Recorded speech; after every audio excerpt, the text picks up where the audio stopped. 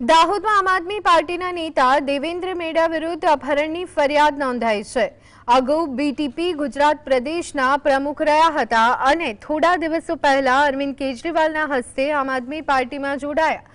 આરોપ છે કે દેવેન્દ્ર મેડાએ એક મહિલાને નોકરી આપવાની લાલચ આપી અને ગાડીમાં બેસાડી તેનું અપહરણ કર્યું હતું અને ત્યાં તેમને શારીરિક અડપલા પણ કર્યા હતા।